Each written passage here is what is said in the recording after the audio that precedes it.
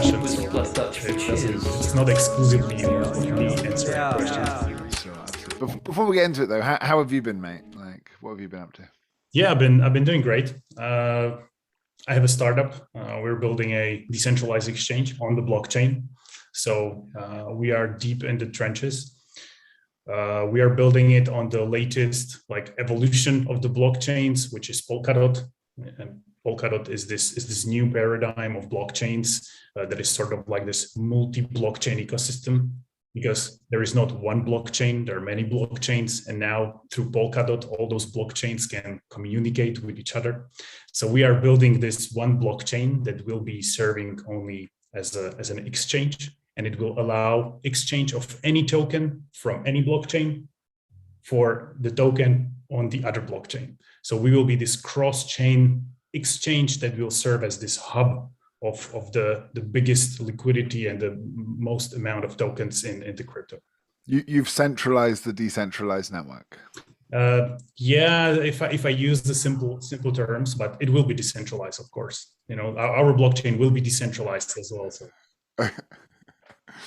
Okay, so let's take it easy for those new to the subject. Yeah. We'll just go real basic, if you can, in 1 minute, because I think for those that already know about this, it'll be a very boring introduction they've heard too many times. So, trying not to use too much jargon. What is the blockchain, and why is it better that it's decentralized?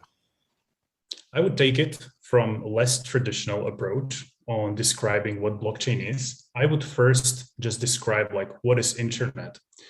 We are currently talking on Zoom call, and we have this exchange of information, exchange of data. So the internet is basically this global network that is operated by everyone, and it serves as a road or as a railways for sending information from my computer to your computer. So if I hit send email, you get it in like 5 seconds or something like that.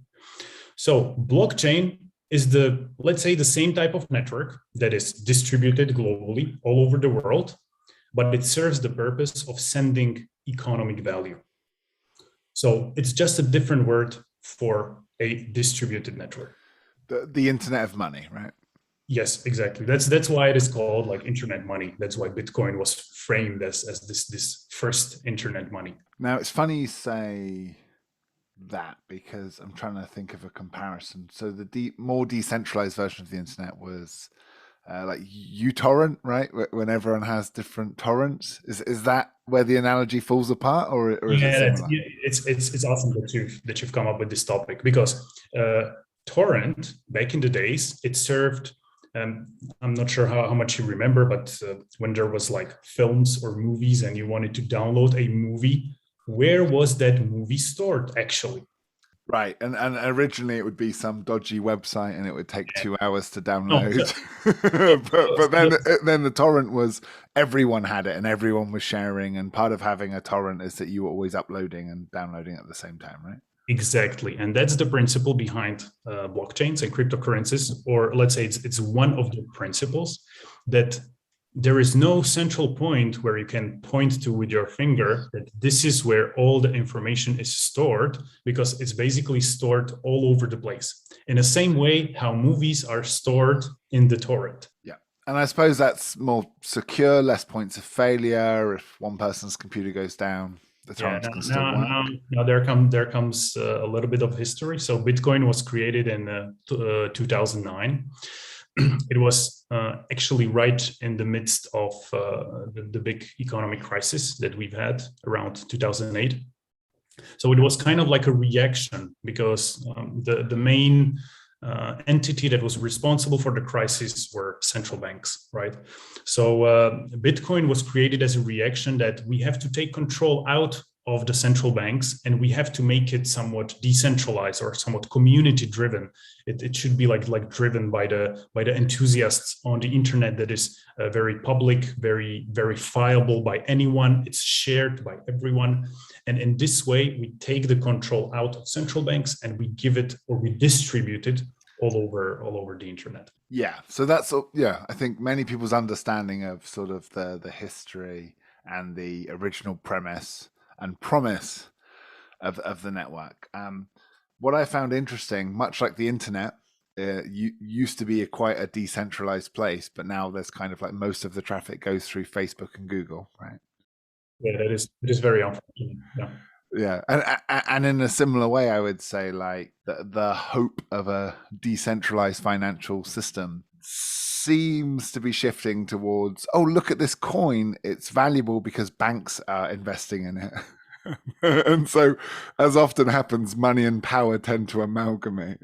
Yes, there are new crypto coins. There are 1,000 crypto coins, and now there is a big discussion like what decentralized actually means, because Bitcoin is fairly decentralized, but one of like few of these new currencies are sometimes almost 100% in control of one team, right?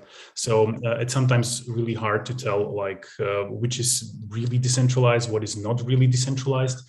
But the tendency or the ideal is go with the biggest decentralization as possible. And because you have this decentralization, you can rely on the mechanisms that are set in stone, that are public, and you know that no one is going to like bend the system or somewhat trying to control it in a direction that is not desirable for everyone. But I would actually go away a little bit from the decentralization perspective. Maybe more interesting perspective is that the major difference comparing to traditional financial system is that blockchains are inherently public and are open access. That means like all the data, all the participants, all the actions are actually distributed on the internet and they are public. So in this way, anyone can join the system and anyone can come up with their ideas, can make it better, can suggest suggest some improvements over the protocols or over the blockchain design. And in this way, this whole network is growing and it's getting better and better. Comparing to traditional financial system, it's very closed. You mean you cannot go to a bank, you personally, and try to improve their systems. Maybe you can after many years of career, right? But not really like right now. And imagine there is like some people in China or maybe some people in India that are very creative, like maybe even some like 20-year-old people that are like genius programmers and they have great ideas how to improve, I don't know, some derivative financial contracts. They can engage with the system from the day one. And that's the biggest difference.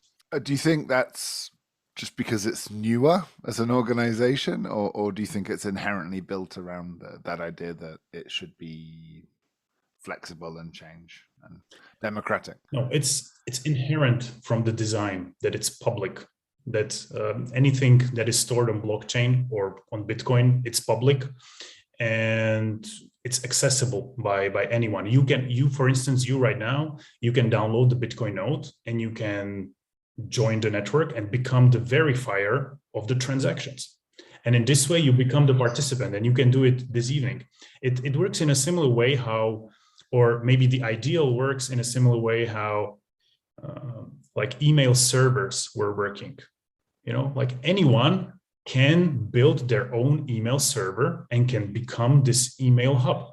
And it works until this day. So in a similar ethos, the blockchains are driven by.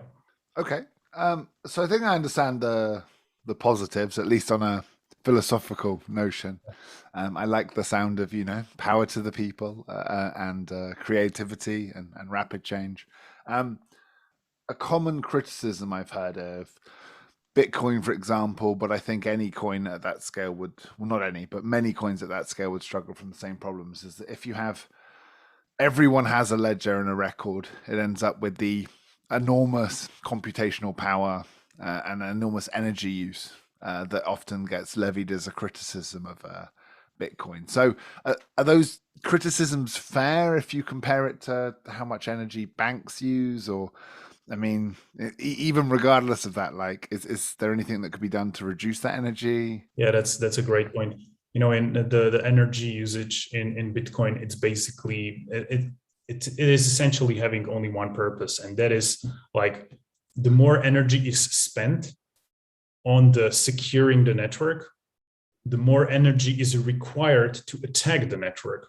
So like from like early Bitcoiners, they make the argument that because it is consuming so much energy, it is becoming more and more secure.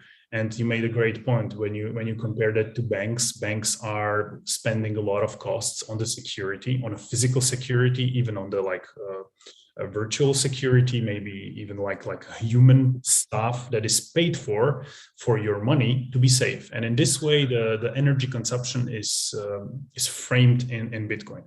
But I think it is fair in terms of, as a humanity, we are currently trying to like decrease our energy consumption. So if we see another entity that is kind of like growing in energy consumption, like that is really hard to argue for. There is a different type of systems because Bitcoin is based on proof of work, and that word work is actually that energy consumption. So there is a different type of cryptocurrencies that is proof of stake, and that doesn't require almost any energy consumption, because the basic principle of how the network is secured is not by the amount of energy, but by the amount of coins or stake that someone is willing to lock into this vault that is served as a security for the network. So it is actually a lively discussion in the industry, in crypto, and that's why most of the new blockchains are built with this proof of stake system that is not consuming any energy. So that's sort of more efficient, right? Yes, it's from energy point of view, it's much more efficient. It is possible to change, right? The coins fork. So I've noticed some of the older coins are starting to work on being more energy efficient. I think Ethereum is about to go through a new change that'll make them more energy efficient. The two I've been looking at are like Stellar Lumens and Ripple, which, I mean, I don't know if you have any other recommendations for people interested in investing in crypto for the most efficient coins you can get. Most efficient. I cannot tell which one is most efficient, but for instance, we're building a Polkadot. So I like Polkadot, or maybe Cosmos. Cosmos is fine too. So yes, Ethereum is currently working on the proof of work system, but there is Ethereum 2.0, which is a new version, and it should soon be in production. Some parts of the system are already in production, and it should run on proof of stake. So it should migrate from all those energy consuming type of blockchain into this much more efficient type of blockchain that will not consume basically almost any energy. Okay, so it is a valid criticism in some cases, but it's something that's being worked on. Yes, I think it is fair criticism. I mean, and yeah, I don't think there's many industries in the world today that couldn't be paying attention and working on, say, being more energy efficient. It's a global problem, so fair enough. One thing, so I just want to hark back to something you said earlier, which I thought was fascinating. The idea that sort of like banks they have power, they can manipulate markets, they can be a little bit unfair. And you sort of said how crypto can avoid that, right? Like, because it's more decentralized. But, and I'll put a link to this in the show notes, I read you shared a very interesting white paper or blog about how in certain cases miners can abuse the system to extract more value with the timing of how they do things. I don't know if you can simplify. It was a great paper, but I don't understand it well enough to say it in 2 sentences. Yeah. Oh, we are going into very deep topics, but like currently it was discovered that miners have some amount of power. The thing about blockchains is that it is distributed, it is decentralized, and every entity that is running a full node of the blockchain is somewhat equal to the other entity. But there are still entities that have a little bit more power than the others. It just depends on how you think about the verticals of power within that system. So in that paper that I've shared, I think it was like a year ago, because that is actually one of our solutions that we are currently bringing into the market on our blockchain. So miners basically have power to reorder transactions in any way they like to. And the thing is that you, Chris, you are going to buy Bitcoin, or you are on Ethereum and you want to buy some coin, and miners see that you are ordering some coin for, I don't know, $1,000 or 1,000 euros. So what he's going to do, the miner, he's going to put his own order before your order, and he's going to front run you.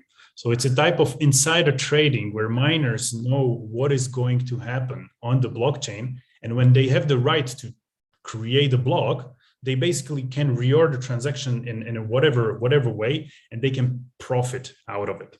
So this is a big problem, because it was discovered like maybe 2 years ago.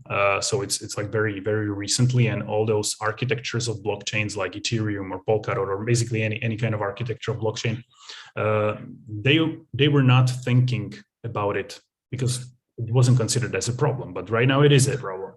So yes, it's one of the hot topics in industry, and it's being solved. Even on Ethereum, even some new architectures of the blockchain, there is quite some research behind it, and I believe that within 1 year we will have a very solid solution for this problem. Yeah. Well, this is why I've always found talking to you about this sort of thing so interesting, because when I first came to you, right? Oh, you work in that space. Okay, yeah, I've heard loads of criticisms about that space. And of course, none of them were new to you. And you're like, yes, like as with any things, there are criticisms, some more valid than others. Some we already have a solution for, some we're working on.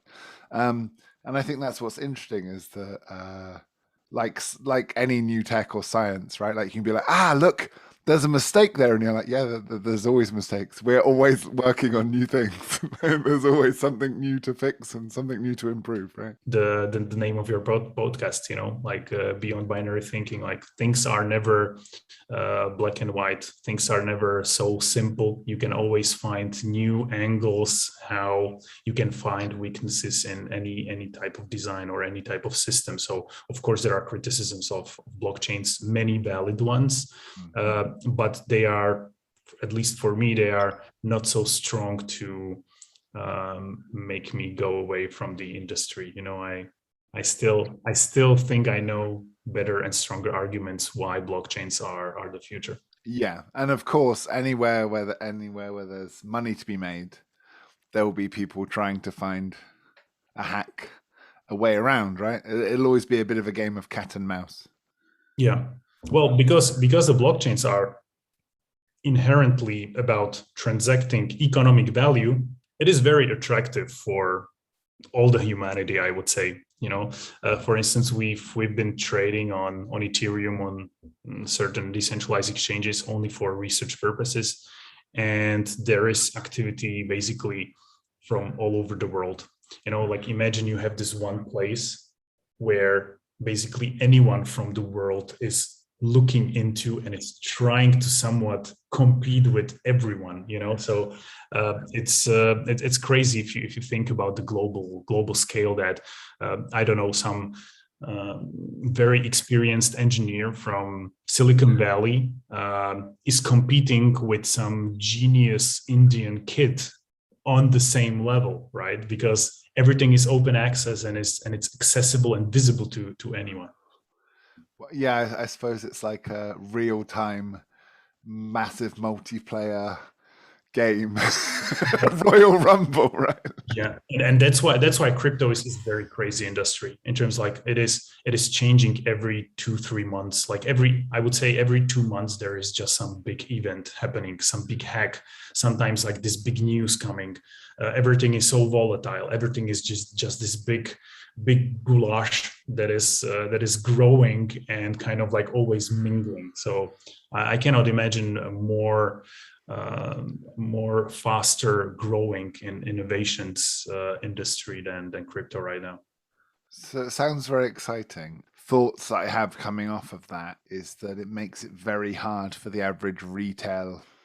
I put investor in air quotes because I think most of them are gamblers, let's be honest, to know what they're getting into. Because as you say, it's always changing. It's always complex. The learning curve is getting steeper and steeper, right?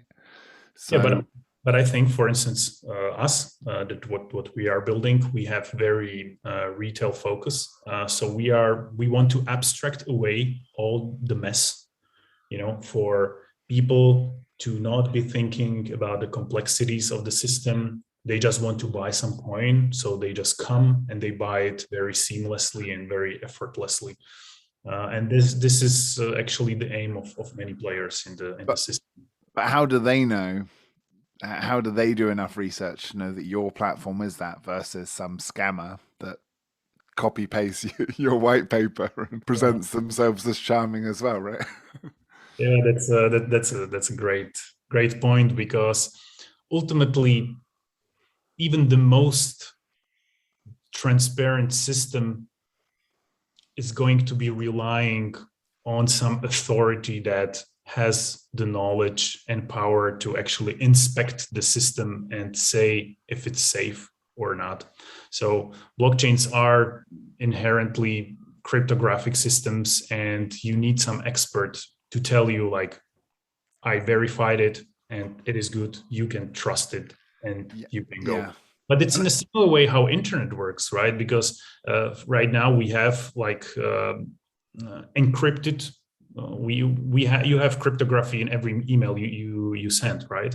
But you don't know the mathematics behind the cryptography, and that cryptography is open source, so you can verify it by yourself. But you and even me, I don't have the power to like even assess like, is it good cryptography or not? But because it is public, and there are certain authorities, I don't know, in academia or maybe some public known figures that understand the cryptography, they are saying like, this is safe, we are using this, and you are trusting those authorities, and that's why you are using it in your email. So this is the crux of the tension I wanted to get into. So, and to be fair, like I agree with you. I don't think everything needs to be decentralized. It's okay for the technology to be decentralized, but at a certain point, you do need trust, authoritative, knowledgeable experts who have opinions on things.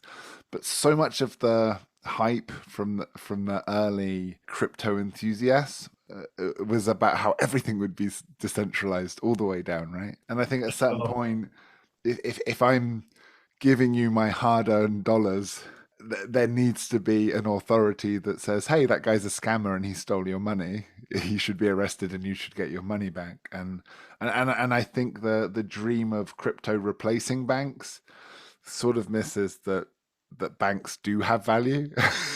Like people do like having transactions with guarantees, and people who get arrested if they steal from them, and the ability to get money back from fraud that's insured, and all these But quite boring but necessary things for an economy to function. Yeah, but I would like to point out two things. So first, it was popular like a few years ago. It is to some degree popular still nowadays. Like, be your own bank. That means like if you are storing your bitcoins in like in your computer, because you have the wallet and private key stored in your computer. So in that way, you are kind of like a sovereign bank by yourself, and you are responsible for the security. But you have the power to say that if I own this, no one can take it away from me. But when you are using banks, ultimately it's about their decision if they can take your money or not. So that is one thing. That's why like crypto was framed as a digital cash. So it's kind of like it works in the same way like a cash. If you have a cash in your wallet and you lose your wallet, you basically, the cash is gone, right? So in a similar way, it works with the digital money. Now, like Bitcoin, if you lose the wallet from your computer, I don't know, you got erased computer, or I don't know, someone steals it and delete it, your money are basically gone. So it's a kind of like a different paradigm on how to think about even digital stuff on the internet. Because right now, if we have, imagine you have some picture of something stored in your Facebook profile, and if you delete it from your Facebook profile, it is still somewhere else stored, or you can copy that file and send it to your friend, and suddenly there are 2 copies, 3 copies, 5 copies. But blockchains or Bitcoin creates this new type of thing where it is still digital, but it cannot be copied, right? So it's only on the one place, and that's how it is called, like digital scarcity. That's why it is framed. And I would just come into another topic, like one of the confirmation that it is actually really interesting architecture, because it's a very different paradigm of what we have currently at Facebook, is central bank digital currencies. So right now, even like European Central Bank, Fed, FED, American central bank, they are building their own digital cryptocurrency, which will be a new type of money on the internet, and it will have a new category even in the law. Yeah, that's going to be an interesting time, I think, for the crypto world and for the rest of us. Yeah. I would, and another thing that is interesting is that imagine that you want to send some money to China because you have some Chinese contractors. They are doing some work for you. I don't know, they are designing or they are maybe coding something. And if you want to send money through traditional financial system, it's going to take days, maybe sometimes even weeks. So it's not really easy to send economic value on a global scale. If you're sending money only within England, within country, or maybe within the Eurozone, it is somewhat okay. It's fast, so there's no problem. But if you are transacting globally, there is some delay. If you use blockchain, you have it in seconds, right? So it's basically lowering the frictions, making delays much smaller, and making things go just run faster all over the world. Fair. So I've heard these scare stories that China will make this massive digital currency and it will replace America's monopoly on the gold standard. Okay, this is really conspiracy thinking. You cannot take my words for it here, but Sure. I was reading the paper from Chinese central bank. It was translated into English. Someone translated it into English, and I was amazed by the level of their understanding of the topic. They understood blockchain really deeply, and I have to say. And my kind of conspiracy theory is that because they understand it, if they create some sort of like a blockchain Chinese money, because the architecture is in a way that it's very easily sent throughout the globe, in that way, they can basically spam the world with Chinese money very easily. Because it's impossible to do that through traditional financial system. But once you release the blockchain type of money, you can instantaneously send it to Africa, to Europe, to US, basically to anyone. And that way you can basically rain your money all over the world. And in that way, they can somewhat like create a bigger economy on the global scale, but with their money. So I think that this might be even the motivation from European leaders and maybe from American leaders, that they actually see this as a threat, and they have to compete on the same level. So they have to come up with the same type of money that have the same power to be spread all across the world. Because if they won't be very careful, it's going to end up in a way that you are going to go to a hackathon in your college, in your city, and the students there will not be thinking about how to hack products, I don't know, for some startup idea for their own, but they are going to be creating products on top of Chinese money, right? For instance, because it's going to be much more popular and it's going to be all over the place.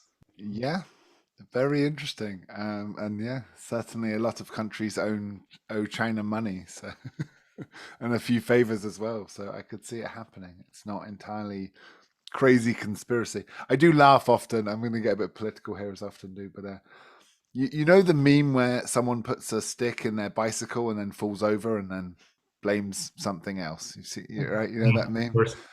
Yeah, often America like blames China for its own downfall. And yes, likewise here, I can very much see China being well positioned to do a lot of things because they tend to look 50 years into the future, and Western democracies are struggling to think in terms of that timescale. Yeah, they are very progressive in understanding the technology, and even from the statistics and numbers, right now most of the activity on the blockchain is coming from Asia. It's not anymore, coming from Western countries. So Well, the trading platform I use, Binance, that's Korean, right? no one really knows where is it from. Sounds legit. I saw a photo of a Korean guy, like so. Is he Korean? I'm not sure. I I think think so. Binance is Chinese, but yeah, it is Asian, and they are trying really hard to get into Western markets right now in the US and Europe. Yeah, Oh Europe. well, you say trying really hard, yes, because I recently got an email notification telling me I wouldn't be able to deposit any money or withdraw any money, Exactly. That's which that's is concerning. But I'm a hodler, so I'm like, okay, that's. I'm sure they work it out in 2 years' time. well. Right now, you have to go through the KYC. Know your customers. You have to register and like go through the standard procedures that are legitimate within Western legal systems. And Binance has no other choice than to comply with it. And that's to do things like stop fraud and terrorist laundering and all that, right? The old joke as well is that for years, I think they found that the major banks were absolutely allowing the transfer of money to countries such as Iran, even in the middle of embargoes and boycotts. And I think famously HSBC was taking a lot of drug cartel money in Mexico, Colombia. Oh, Yeah, oh yeah. There's a Matt Taibbi did a brilliant takedown piece of Rolling Stone journalist about how HSBC had banks where the cartel requested, they're like, it takes us too long to walk in and give you duffel bags filled with money, so we just want like a sliding panel so we can just drive by an armed Humvee, throw in 4 duffel bags with millions of dollars in, and you count it for us. And they went okay and did it. And like the IMF were looking at that and they're going like, so did you not ask any questions about where that money was coming from? They're like, no, it seemed legit. yeah. And now they're like, telling governments to, oh, you should look into crypto, it looks dodgy. And it's like, as everyone's always said, yes, it's sometimes as dodgy as the centralized banks already are. Yeah, exactly. Like there is fraud everywhere, and there are good people, there are bad people everywhere, basically. So it's um, regulators should not to try generalize too much over any topic and just throw it away based on one wrong assumption. That's a good point. But in a new space, there are less regulations, and often the people most hurt are the amateur retail investors, right? Yeah, yeah. Well, Um, yes, of course, crypto is right now a gray zone, gray legal zone. There is a lot of topics that are just not. It is really unsure if they should fall under existing regulation or if new regulation should be created just for this purpose. And if you ask 10 lawyers, you will get 10 opinions. So oh no, uh, you'll get 25 opinions because they charge by the hour.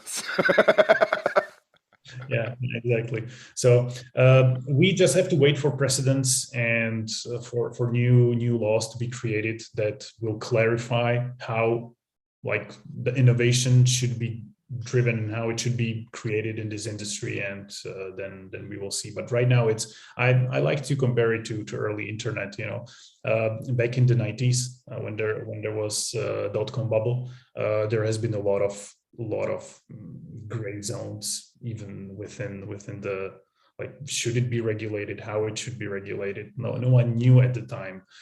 So it was actually very natural development of the society. This is basically how, I think it is very natural. There is just some new stuff being created, and no one knows what this new stuff exactly is. So that's why we have like regulators. That's why we have lawmakers. They should think about it and create some law that makes it safe for everyone, for instance. Yeah, safe and sensible while still allowing the thing to grow. I have compared it very much to the Wild West, and if you look, it's a fascinating period of history where, yeah, the further west you went, the sort of wilder it got, and the less law there was. But that's also where the opportunity was, right? And that's where the interesting pioneers were too. So.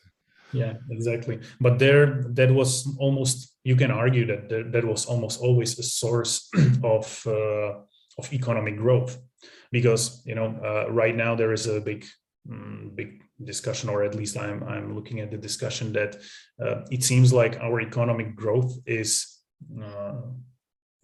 stalling, or it's like getting slower and slower, and it's really hard to find like new Wild Wests that could be the source of new economic growth. I think even Elon Musk is saying the same thing, that he sees the risk that our Earth is going to like not grow enough in economic terms, and that's why one of the solutions is go multiplanetary, because that is going to be a boost to basically to everything, right? That So sounds like something I would say if I had Elon Musk's shareholders.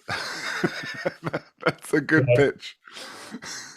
um, I mean, look, you can find fascinating quotes from 100 years ago, just after the discovery of electricity, where people were like, and again, electricity had just been discovered, but not really for many practical purposes. And a bunch of people were like, looks like we've discovered everything there is to discover, guys. Can't imagine things changing much. And I think that classic Bill Gates quote where, like, change happens so slow and then suddenly overnight, right? I do feel we're in the middle of a in between zeitgeist period where there's all these technologies happening, and we won't really see their application until suddenly there's a dramatic breakthrough. Just to be a little bit optimistic, we'll see. yeah. But something I'd really like to get into is so much of our economies, if you look at the last 40 years, have shifted from making things to like the finance industries, which arguably don't really. And at their best, finance helps lend money to innovative people who make things, right? But at their worst, and you mentioned the financial crisis. Before that, during it, and after it, we've just seen a bunch of billionaires and trillionaires, well, trillions of dollars at least, just moving around the globe without really adding any value, right? Like, except for making the people who control that money richer. And I just wonder whether you think crypto is sort of part of that, if it's just like fintech finance, like helping investment bankers do some clever things to avoid tax, or whether you think there's a real technology there that will actually have tangible benefits for everyday people. I would say that the word tangible is a bit hard to take into account, but I see it more as a platform or as an engine that will serve for economic value to be transferred globally. And in that way, it's going to enhance new business models. It's going to give opportunity to people to get some. So, for instance, right now there's this big hype of NFTs, like non-fungible tokens. That's basically, you have some art, or you have some, People look. People have always overpaid for art. yeah, People have always overinvested in bad tech ideas, yeah. and now those two things have come together. But you know how many there are artists right now who were saying that they were very underpaid, that they couldn't do art full time because they were just not basically paid, but because they are doing art and they are putting it on the blockchain, suddenly they have this very frictionless and very global platform where they can sell that art, and this is enabled exactly by blockchain because it is global by default, it is public by default, it is accessible by everyone globally, and that's why you suddenly a like one individual artist, you have suddenly a big global you have a big global audience, right? So I would be thinking about blockchains of something like that. So not a walled garden, but very open garden for everyone. Okay, I hope a more exciting example comes up than some of the images I've seen. But do you know what? I think it's just a hobby of people to complain about the art world and complain about the investment world. Like, it's fair enough. Maybe another vertical that I like to sometimes talk about in crypto, and that is like popular domain, is decentralized autonomous organizations. So DAOs or DAOs. So right now, imagine you are creating a company. So you have to have a limited entity registered in some business registry. You have it verified by the government. You have some bank account that is tied to that legal entity. You have four co-founders or five co-founders, and you are somewhat managing the capital that is sitting on a bank account, and you are like collectively are making decisions about whatever is happening to that legal entity. So let's imagine that all of this that I just described would not happen, and it would be programmatically defined on Ethereum on the blockchain. So there is no business registry, there is no government verifier, there is no bank account, there are no legal contracts between you and your co-founders. It's Yeah, I was basically going to say all that's the big one. Like, so what most people don't realize, and I think it's a huge barrier to creative entry for a business, is the 40-page contract you need to write in order to co-found a business together and prepare for that eventuality, that eventuality, that eventuality. Makes a exactly. lot of lawyers a lot of money. Yeah, exactly. So now there is like one developer who can code contracts for you, who can code simple rules, and your money or your initial capital will be driven by those rules that you've defined in the beginning.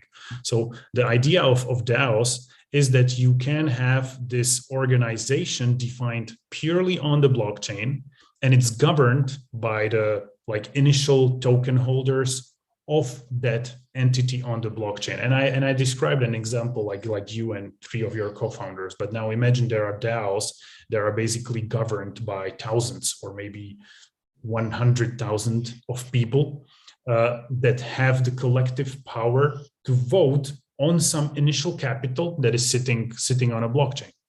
And this is kind of shifting the how you view how public money can be managed, because blockchains are inherently, everything is public, everything is verifiable, transparent to everyone. So I think that, for instance, DAOs can one day be very useful even on a local level, like local government, in your city. So for instance, in your community, you have like neighbors, and you decide that you want to have some public budget, and you want it to be like very transparently and verifiably governed by everyone, where everyone see how all the others are voting and what are their decision thought processes are, and it's going to be managed purely on the blockchain. So that's another domain of crypto that is growing, and I think it's very interesting, even from point of view like how it can innovate even the management of public money. Yeah, that's fascinating. And obviously, there's all kinds of applications. I could imagine worker-owned cooperatives being very difficult to manage, right? But things like that, absolutely. Yeah. Okay, I will definitely check out the DAO. Definitely check it out. There are nonprofits who are using like these transparent bank accounts within the banks, but again, transparent bank accounts are not so powerful as if you would have a DAO on the blockchain. So the DAOs are much more powerful. That is amazing. Okay, I will definitely look into it. Now, quick fire.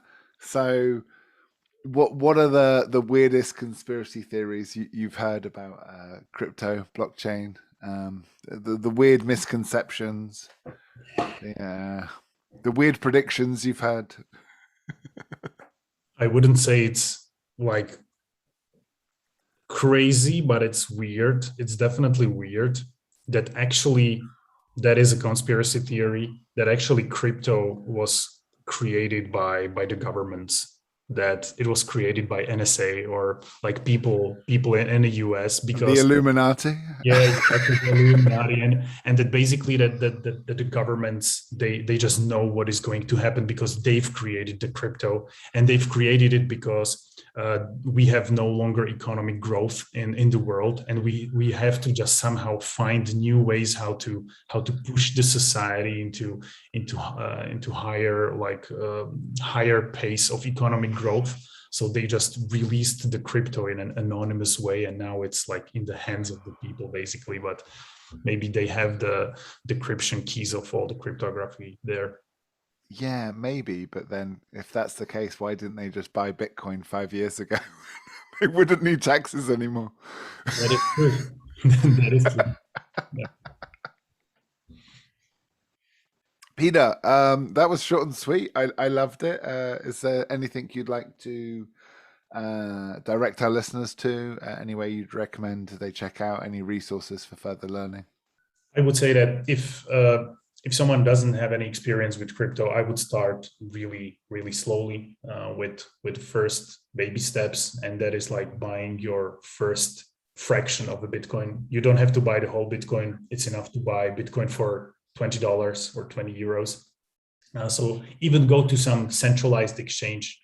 It's not a problem, like Coinbase or maybe Kraken.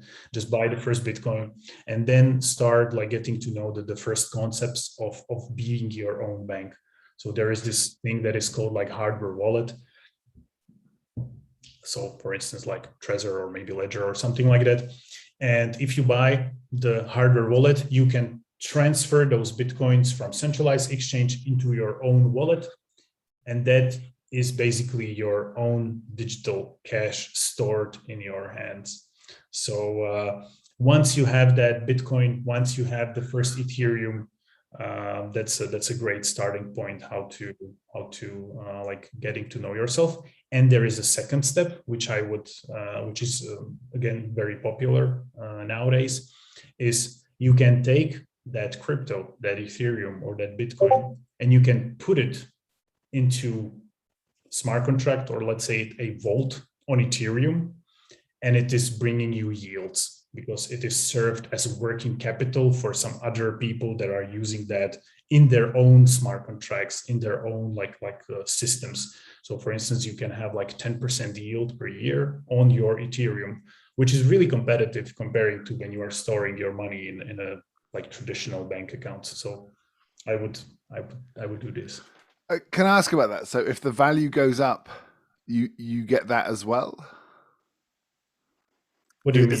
So you own Ethereum and then you Yeah. store it in a contract, and then the value of Ethereum goes up. You still have it. You win You twice, right? Okay, yeah. yeah. You earn twice. Yeah, of course. Oh, nice. Oh, I didn't know that. Thank you. That's a tip and a half. My main tip to anyone listening is if someone approaches you and says, so here's a coin, and you buy into it, and then if you convince someone else to buy the coin, you get commission. And if they convince someone else to buy the coin, you'll get commission and they'll get commission. Just draw that on a piece of paper and you'll end up with a pyramid shaped scheme that you need to avoid. Yeah, we try to avoid all kinds of pyramid schemes in crypto. Well, not everyone does manage to avoid it. And so, yes, that's my main advice is that if anyone approaches you with a hard sell to buy their coin, this coin now, buy this coin now, probably don't, because if they're paying commission, better to invest in a coin where there's mostly nerdy developers who are bad at sales. That's my recommendation. And interesting thing about crypto is the same, that it's like early internet, and it basically attracts the whole spectrum of humanity. You have the worst people and you have the smartest people in crypto, and everything in between. So you never know who you meet when you meet someone, you know. Yeah, but no, that's brilliant advice for getting started, and a very interesting conversation. Thank you so much, Peter. Thank you, Chris. I'll do links to your things below in the show notes. But one more time, what's the name of the thing you're working on at the moment? We're called Mangata Finance, and we are an entity that will be open sourcing a decentralized trading protocol or decentralized exchange protocol that will be governed only by the community. And it will be running live early next year. Superb. I will look forward to seeing it. Thank you very much. Awesome. Thank you, Chris, for having me. Always a pleasure. Cheers, mate. Nice. All right, done. So, that was all right. Smashed out in an hour. Cheers. Cheers. When are you in? Old Street, real solutions, no pretenders. Atlasting an app store, platinum top vendor. Have you ever been in Jira or Confluence vendors? If so, remember the name, Old Street Solutions. Gotta keep it moving, won't rest until each employee is looped in. Both high key and low key improvements every day. We try to be more decent humans, let's go. Now everybody's goal is the same. How we use a new approach but got old in the name. A lot of companies encumbered by the code in the frame, going insane. They use our apps and composure regain. London to Sydney, Warsaw to Seattle. Old Street Solutions, always ready for battle. Are you down to rock and make your business meteor? We work hard so you can work easier. Old Street, who you really want? Old Street, who you really need? Old Street, best to believe we coming with everything and everything you need. Old Street, solutions, solutions. Old Street, solutions, solutions. Old Street, solutions, solutions. We giving you everything and everything you need. I got a small team and we ready to go. All killers, no fillers, kingmakers a go. We work hard and play harder. No bosses or shot callers, we stay moving smarter. Custom trust for Jira is on the rise. External share too, come on the dark side. Who cares what a hater gotta say? We made platinum status and we ain't going away. Wanna work hard to make your boss rich? Wanna work in an office like a little? It's up to you to make your dreams come true. So what you gonna do? Quit your job is evolution. Come join us here at Old Street Solutions. Waiting for your contributions, ignore the rest, there is pollution. Calling for a revolution, equity redistribution. Accept no substitutions, we are the best, yeah, the Old Street Solutions.